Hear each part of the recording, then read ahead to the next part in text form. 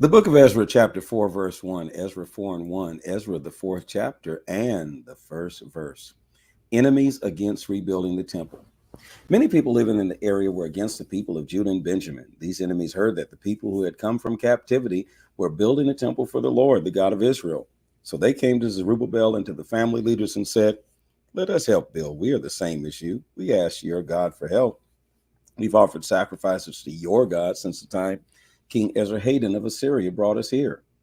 But Zerubbabel and Jeshua and the other family leaders of Israel answered, "No, you people cannot help us build a temple for our God. Only we can build a temple for the Lord. He is the God of Israel. This is what King Cyrus of Persia commanded us to do." So the enemies began to discourage them and tried to frighten them in order to stop them from building the temple. These enemies hired government officials to work against the people of Judah. The officials constantly did things to stop the Jews' plans to build the temple. This continued the whole time that Cyrus was king until Darius became king of Persia. These enemies even wrote letters to the king of Persia trying to stop the Jews. They wrote a letter to a letter the year that Xerxes became king of Persia. Enemies against rebuilding Jerusalem. Later, when Artaxerxes became the new king of Persia, some of these men wrote another letter complaining about the Jews. The men who wrote the letter were Bishlam, Mishredath, Dabiel, and other people in their group. The letter was written in Aramaic and translated. Then Rehum, the commanding officer, and Shimshi, the secretary, wrote a letter against the people of Jerusalem. They wrote the letter to Artaxerxes the king. This is what they wrote. From Rehum, the commanding officer, and Shimshi, the secretary, and from the judges and important officials over the men, from Tirpolus, Persia, Erech, and Babylon, and from the Elamites from Susa, and from the other people who the great and powerful Ashurbanipal moved to the city of Samaria and other places in the country west of the Euphrates River. This is the copy of the letter sent to King Artaxerxes. From your servants living in the area west of the Euphrates River. King Artaxerxes, we wish to inform you that the Jews you sent from there are now in Jerusalem. They're trying to rebuild that terrible city. People there have always rebelled against other kings. Now they have almost finished repairing the foundations and building the walls.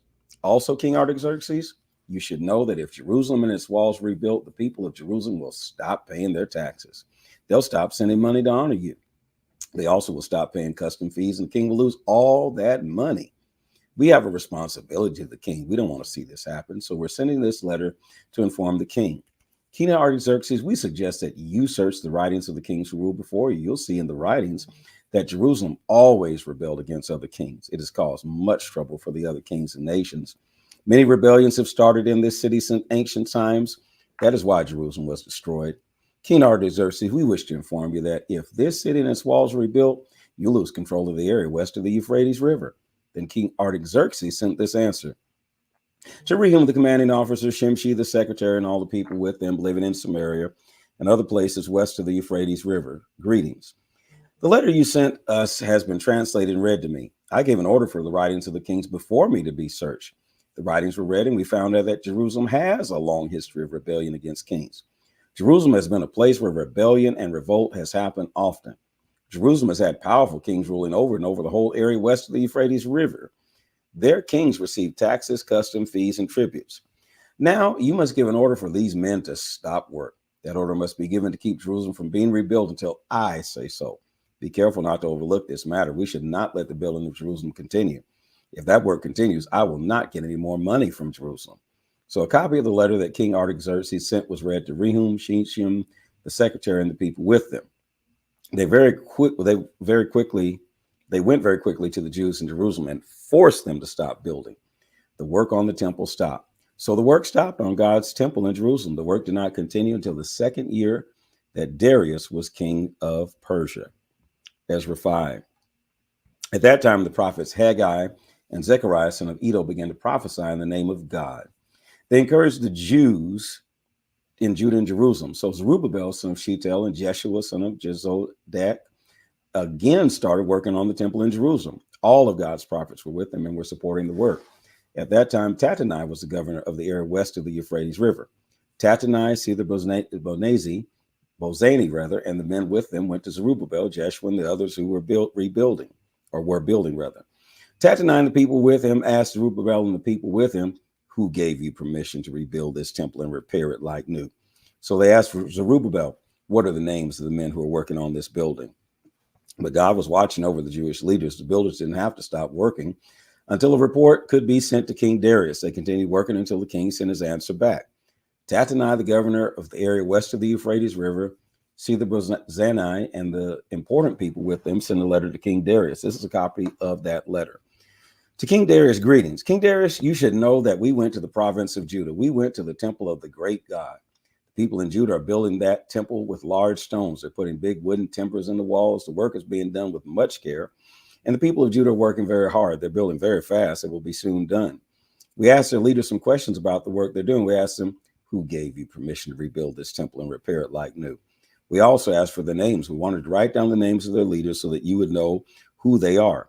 This is the answer they gave us. We are servants of the God of heaven and earth. We're rebuilding the temple that a great king of Israel built and finished many years ago. But our ancestors made the God of heaven angry. So God gave our ancestors to King Nebuchadnezzar of Babylon. Nebuchadnezzar destroyed this temple and he forced the people to go to Babylon as prisoners.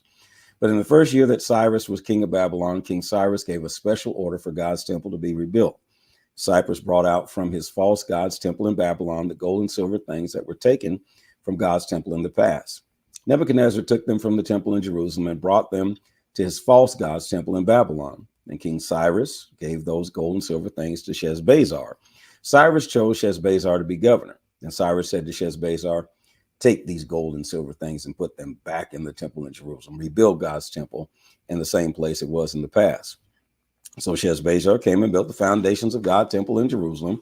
From that day until now, the work has continued, but it is not yet finished.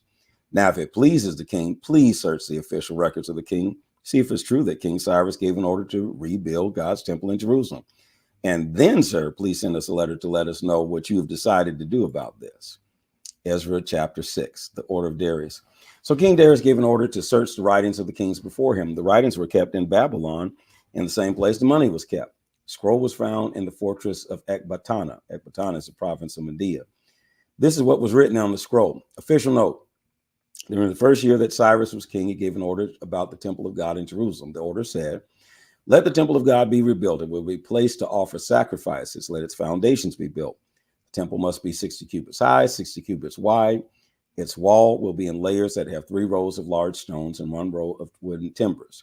The cost of building the temple must be paid for from the king's treasury. Also, the gold and silver things from God's temple must be put back in their places. Nebuchadnezzar took them from the temple in Jerusalem and brought them to Babylon. They must be put back in God's temple. So King Darius sent this message to his officials. To Tattenai, governor of the area west of the Euphrates River, to Shethar-bozenai, and to all the officials living in that province, I order you to stay away from Jerusalem. Don't bother the workers. Don't try to stop the work on this temple of God. Let the Jewish governor and the Jewish leaders rebuild it. Let them rebuild God's temple in the same place it was in the past. Now I give this order. You must do this for the Jewish leaders building God's temple. The cost of the building must be fully paid from the king's treasury. The money will come from the taxes collected from the provinces in the area west of the Euphrates River. Do these things quickly so the work will not stop. Give them anything they need. If they need young bulls, rams, or male lambs for sacrifices to the God of heaven, give these things to them. If the priests of Jerusalem ask for wheat, salt, wine, and oil, give these things to them every day without fail. Give them to the Jewish priests so that they may offer sacrifices that please the God of heaven. Give these things so that the priests may pray for me and my sons. Also, I give this order. If anyone changes this order, a wooden beam must be pulled from their house and pushed through their body. Jesus, have mercy. Then their house must be destroyed till it's only a pile of rocks. God put his name there in Jerusalem. May God defeat any king or other person who tries to change this order. If anyone tries to destroy this temple in Jerusalem, may God destroy that person. I, Darius, have ordered it. This order must be obeyed quickly and completely. The temple completed and dedicated. So Tattenai, the governor of the area west of the Euphrates, Shethar-bozenai, and the men with them obeyed King Darius's order. They obeyed the order quickly and completely. So the Jewish leaders continued to build, encouraged by the preaching of Haggai the prophet and Zechariah son of Iddo. They had great success. They finished the building at the temple as the God of Israel had commanded, and as Cyrus, Darius, and Artaxerxes, the king of Persia, had ordered. The temple was finished on the 3rd day of the month Adar. This was in the 6th year in the rule of King Darius. Then the Israelites celebrated the dedication of God's temple with much happiness. The priests, Levites, and all the other people who came back from captivity joined in the celebration. This is the way they dedicated God's temple. They offered 100 bulls, 200 rams, and 400 male lambs. They offered 12 male goats for all Israel for a sin offering. That is one goat for each of the 12 tribes of Israel. Then they chose the priests in their groups and the Levites in their groups to serve in God's temple in Jerusalem. They did these things as it is written in the book of Moses, the Passover. On the 14th day of the first month, the Jews who came back from captivity celebrated the Passover. The priests and Levites made themselves pure. They all made themselves clean and ready to celebrate the Passover. The Levites killed the Passover lamb for all the Jews who came back from captivity. They did that for their brothers and priests and for themselves. So all the Israelites who came back from captivity ate the Passover meal. Other people washed themselves and made themselves pure from the unclean things of the people living in that country. These pure people also shared in the Passover meal. They did this so that they could go to the Lord, the God of Israel, for help. They celebrated the festival of unleavened bread with much joy for 7 days. The Lord made them very happy because he had changed the attitude of the king of Assyria. So the king of Assyria had helped them to do the work on God's temple. This is the word of the Lord. Place those words in the comment section. This is the word of the Lord. Follow, like, share, and subscribe, and encourage others to join in with us as we read